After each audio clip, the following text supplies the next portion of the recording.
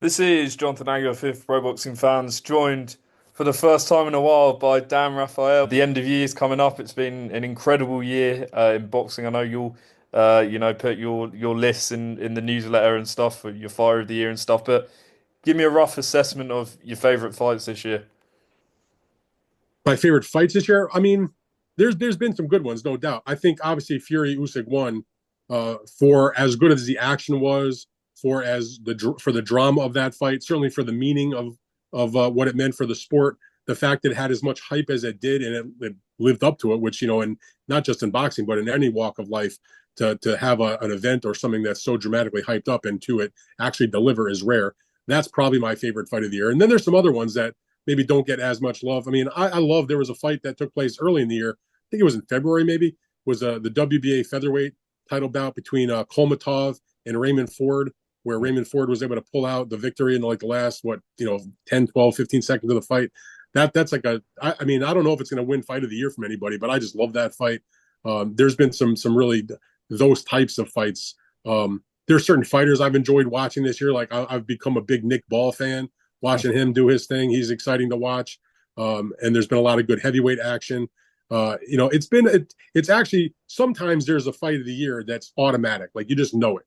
It might feel like maybe Usyk and Fury 1 is that fight for 2024, but there's certainly going to be a number of quality candidates to populate that list. I mean, there have been some very, very good fights. I mean, we just saw the fight that was at the end of, I guess it was the early part of August, another fight that's going to be on people's list, and that was a tremendous battle. That was Virgil Ortiz against Sergey Boachuk in a junior middleweight fight for I guess it was the WBC interim title. Outstanding matchup, outstanding fight. And so we're fortunate for all the nonsense we put up with. We do get our fair share of fights that do live up to the hype or even surprise us because we didn't expect something that we end up seeing. And two more. Anyone next year you want to see more active who wasn't too active in this year? I mean, you can pretty much go down the list and go through any like top 10 pound for pound and find guys that only fought once this year. I'd want to see the Tank Davis fight more than once a year. He fought one time this year, and it was not. I understood the previous year he had his legal problems and this and that. There was no real particular reason. It didn't seem like why he didn't fight at least two times in 2024. But he's one of the biggest stars in the sport, certainly in the United States. He's in a good weight class. There's a lot of possible opportunities to fight top guys and feel go forward and try to make those matches. So I'd like to see Tank be a little bit more active. Absolutely, he'd be a guy I would pick. And one fight you want to desperately see next year? I mean, I can't say there's a fight that I'm desperate to see, but I would like to see Joshua and Fury fight each other. I think we need to see that for the sake of this era. I feel like the Fury Usyk rematch sort of concluded this era of the championship level because it's clearly established now that Usyk's the guy, having defeated Fury, having defeated Joshua both twice, Wilder having gone by the wayside before that, and others also that kind of got beat along the way. And he's the last man standing. But the coda, sort of like the PS for this era as they enter their late 30s, mid 30s, is still Joshua versus Fury. Let's see that fight in the era. I think we can call it a wrap. And lastly, don't want to get you in trouble, but which promoter has had the best year, or does Turkey Al Sheikh just win the award?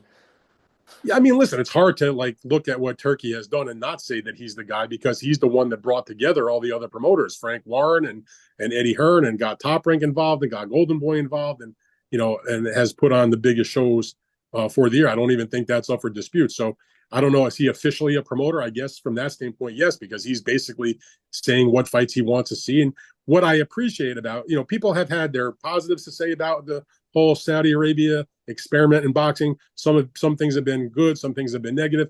But the thing I will say without question, whatever you think about all the bigger fights maybe being over there and Turkey's power of his personality, what I appreciate of what Turkey has done is that they're not dicking around. Like when it came time and he got involved, they right away made Fury versus Usyk when it languished and it couldn't get done for a while.